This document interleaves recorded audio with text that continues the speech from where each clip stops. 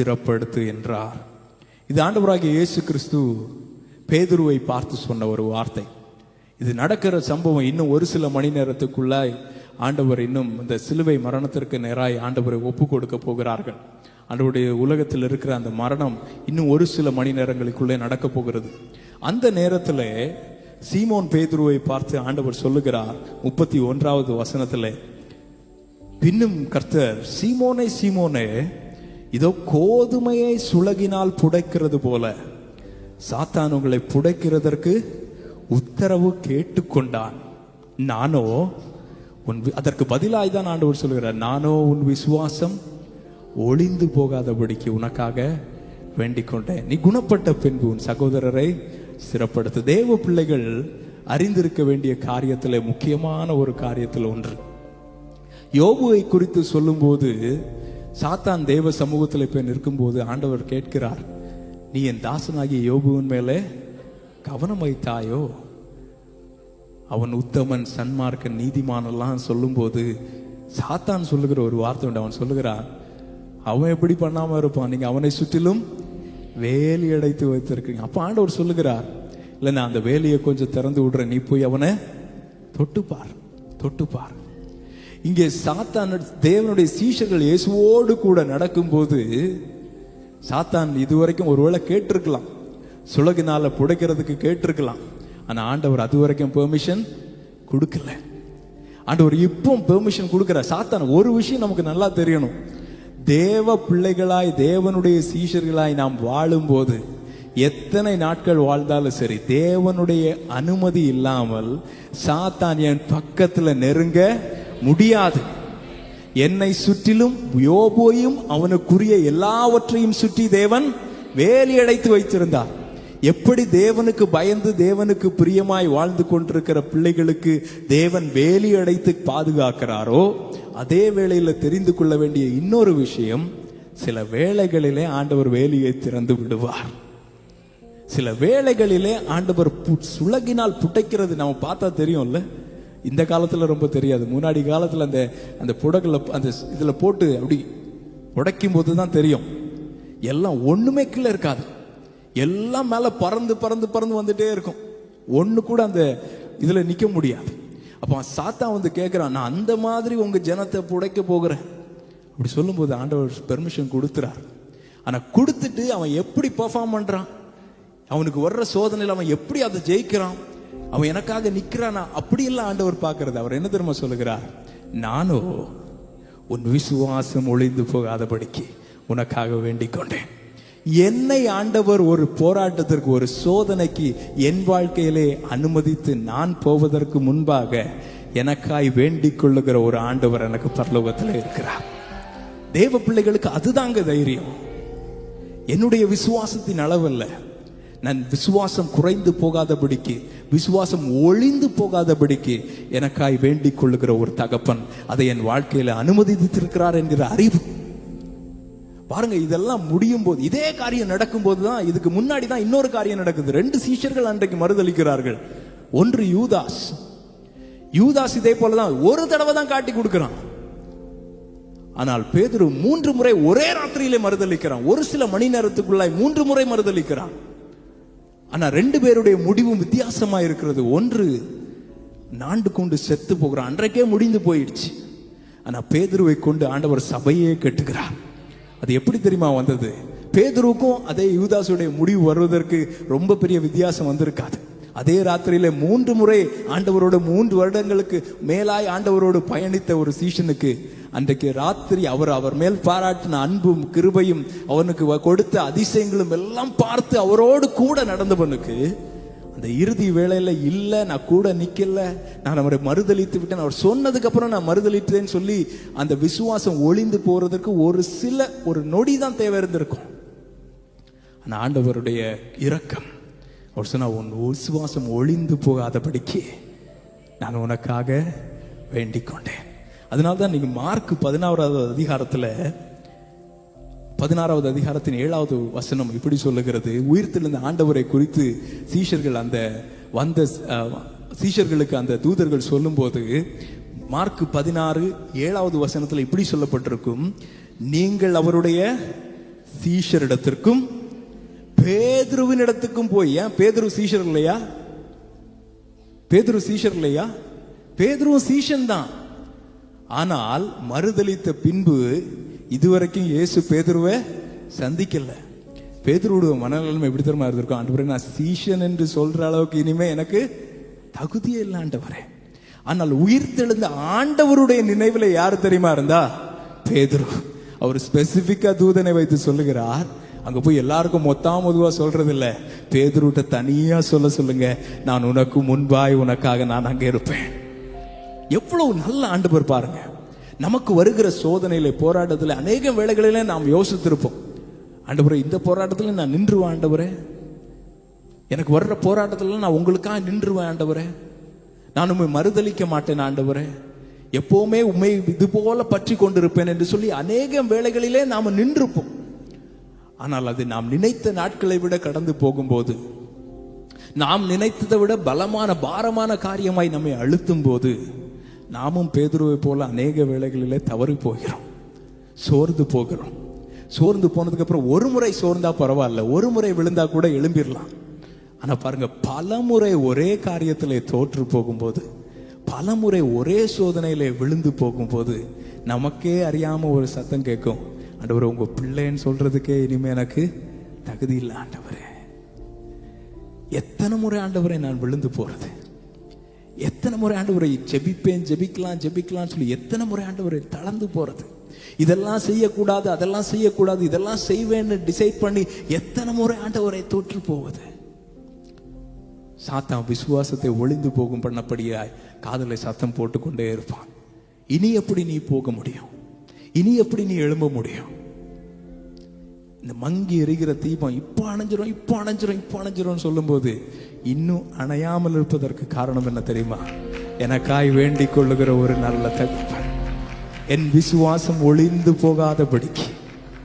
அதே வேளையில தான் யூதாசை போல எத்தனையோ பேர் விசுவாசத்திலிருந்து வழி விலகி போன எத்தனையோ பேர் கண்களுக்கு முன்பாக நடக்கும் போது, உங்கள் விசுவாசம் மங்கின திரியா இருந்தாலும் இந்த கொடுங்காற்றிலேயும் அணைக்கப்படாதபடிக்கு காக்கிற ஒரு ஆண்டவர்.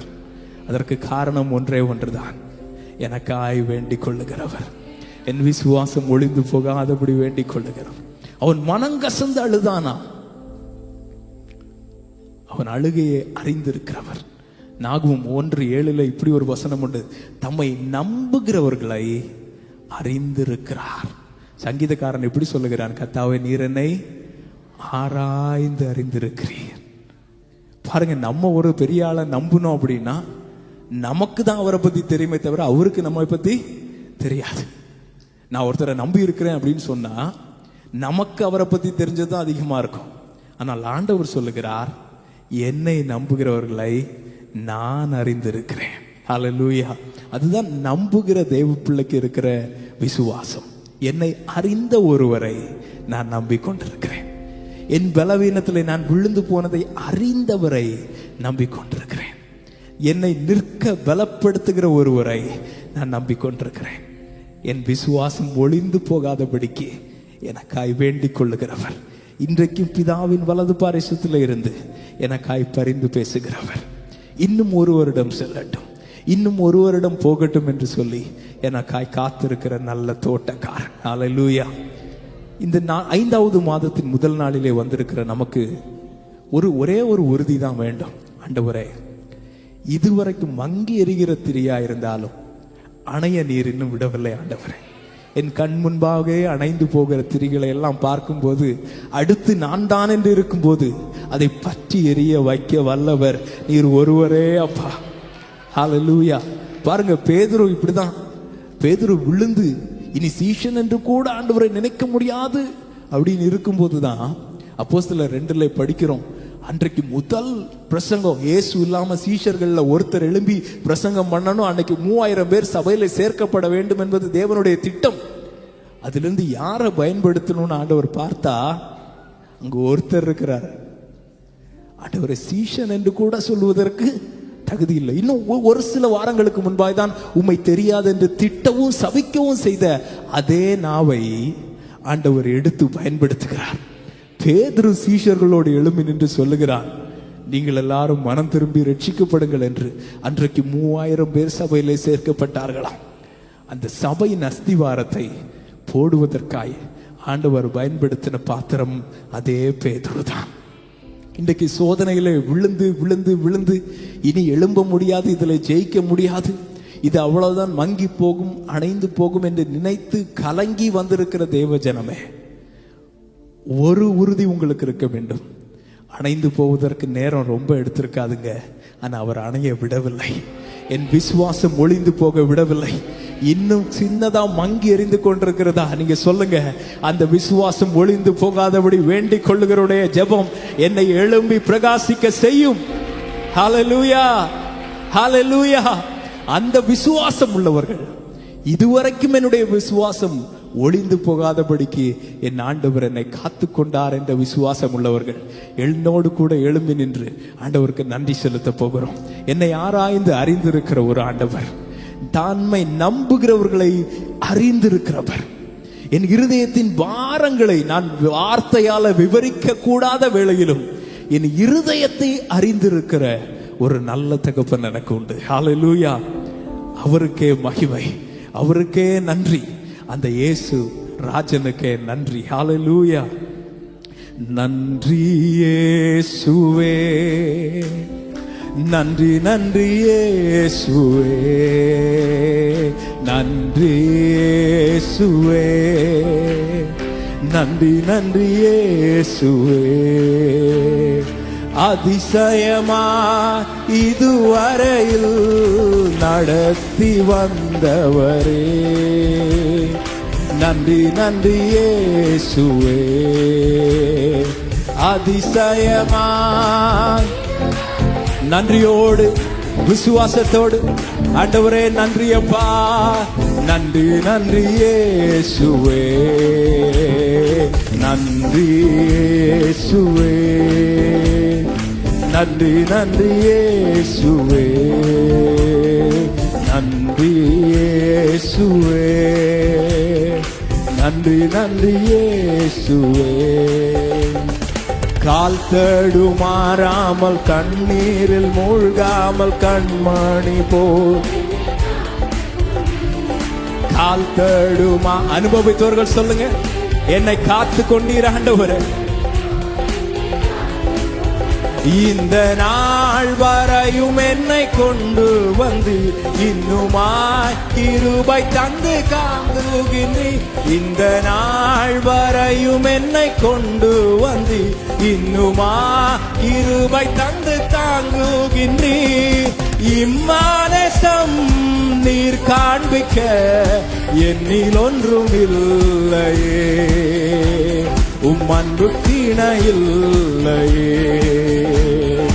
இம்மானசம் நீர் காண்பிக்க என்னில் ஒன்றும் இல்லையே, உம் அன்பு இல்லையே.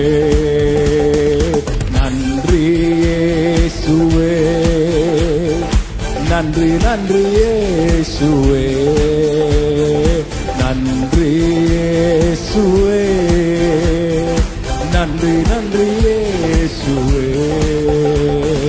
தீங்கொன்றும் அணுகாமல் தீபம் அணையாமல் திருக்கரம் கொண்டென்னை அனுபவித்தவர்கள் மாத்திரம் விசுவாசத்தோடு தீபம் அணையாமல் திருக்கரம் கொண்டென்னை ஆதரித்து என்னையாய் வளவாய் நீ நேசித்தீரின் என் விளக்கை நீரேற்றி நீர் என்னையாய் வளவாய் நீ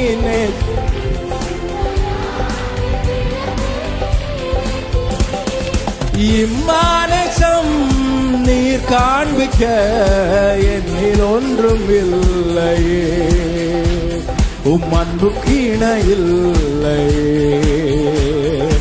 இம்மானசம் நீர் காண்பிக்க என்னில் ஒன்றும் இல்லையே, உம் அன்புக்கு இணையில்லையே. நன்றி இயேசுவே, நன்றி நன்றி இயேசுவே, நன்றி இயேசுவே, நன்றி நன்றி நன்றி இயேசுவே நன்றி. ஆண்டவரிடத்துல சொல்லுங்க, ஆண்டவரே தீபம் அணையாதபடி காத்து கொண்டீர் ஆண்டவரே, அது எனக்காய் நீர் வேண்டிக் கொண்டதப்பா. என்னுடைய விசுவாசம் ஒளிந்து போகாதபடிக்கு இம்மட்டும் என்னை காத்து வருகிறீர் ஆண்டவரே. தவறின வேளையிலும், சோர்ந்து போன வேளையிலும், தோற்ற வேளையிலும் எல்லாம் ஆண்டவரே தீபம் அணையாதபடி காத்து கொண்டீர். சோர்ந்து போனவனுக்கு சத்துவத்தை கொடுக்கிறீர் ஆண்டவரே. என் திரியை நீர் ஏற்றினீர், என் விளக்கை நீர் ஏற்றினீர் ஆண்டவர். அது பற்றி எரிய செய்வீர் ஆண்டவரே. சத்துரு அணைக்க வரும்போதெல்லாம் ஆண்டவரை அணையாதபடி காத்த கிருபைகளுக்காக, நெறிந்த நாணலை முறியாதபடிக்கு, மங்கி எரிகிற திரிய அணையாதபடிக்கு காக்கிற என ஒரு ஆண்டவர் உண்டு. அவரே என்னை காக்கிறார், அவரே என்னை நடத்துகிறார். என் விளக்கை ஏற்றுகிறவர் ஒருவர் உண்டு, என் விளக்கு எரிய செய்கிற ஒருவர் எனக்கு உண்டு. ஹல்லேலூயா, ஹல்லேலூயா. துதிக்கிறோம் ஆண்டவரே. இயேசுவே உமக்கு நன்றி ஆண்டவரே, நன்றி ஆண்டவரே. துதிக்கிறோம் துதிக்கிறோம் துதிக்கிறோம். உமக்கு நாங்கள் நன்றி செலுத்துகிறோம் ஆண்டவரே. எங்களை மேல் வைத்த உம்முடைய அன்பு மகா பெரியது ஆண்டவரே. இவ்வளவாய் நேசித்தீர், இவ்வளவாய் நேசித்தீர். கண்ணோக்கி பார்க்கிறீர், எங்களுக்காய் வேண்டிக் கொள்ளுகிறீர் ஆண்டவரே. உம்மை துதிக்கிறோம், உம்மை துதிக்கிறோம், உம்மை துதிக்கிறோம் ஆண்டவரே. உம்மை துதிக்கிறோம், உமக்கு நன்றி செலுத்துகிறோம், உமக்கு நன்றி செலுத்துகிறோம். நீ நல்லவர். எங்கள் மேல் வைத்த உம்முடைய அன்பு மகா பெரியது ஆண்டவரே. இயேசு உயிர்த்தெழுவதற்கு, இயேசு வாழும்போது அநேக அற்புதங்களை செய்தார். அநேகம் பேர் நன்மைகளை பெற்றுக்கொள்ளும்படியாக அநேக அற்புதங்களை செய்தார். ஆனால் இயேசு உயிர்த்தெழுந்த பிறகு எழுதி வைக்கப்பட்ட அற்புதங்கள் ஒன்றே ஒன்றுதான் செய்தார். எப்போ தெரியுமா? பேதுரு இனி நான் மீன் பிடிக்க போகிறேன் என்று சொல்லி ஆண்டவர் எங்கிருந்து அழைத்து கொண்டு வந்தாரோ, சோர்ந்து போய் நான் விழுந்து விட்டேன், தோற்று விட்டேன், இனி எழும்ப முடியாது, ஒரு சீஷன் என்று சொல்வதற்கு கூட எனக்கு தகுதி இல்லை என்று சொல்லி அவன் நினைத்து நான் மீன் பிடிக்க போகிறேன் என்று போகிறான். போய் அங்கே கரையில போகும்போது, அங்கே இருக்கும்போது ஆண்டவர் அங்கே வந்து அவனை சந்திக்கிறார். எப்படி முதலாவது ஒன்றும் தெரியாத பேதுருவை அழைக்கும் போது அவன் படகை நிரப்புவதற்கு அதிசயம் செய்தாரோ, இன்றைக்கு அதே பேதுருவை திருப்பி அழைத்து கொண்டு வருவதற்கு ஒரு அதிசயம் தேவைப்படுமானால் அதையும் செய்வதற்காய் உயிர்த்தெழுந்த இயேசு கரையிலே அவனுக்காய் காத்து நின்று கொண்டிருக்கிறார். அவர் செய்த அற்புதம் வேற யாருக்காகவும் கிடையாது. எப்படி அந்த பேதுருவை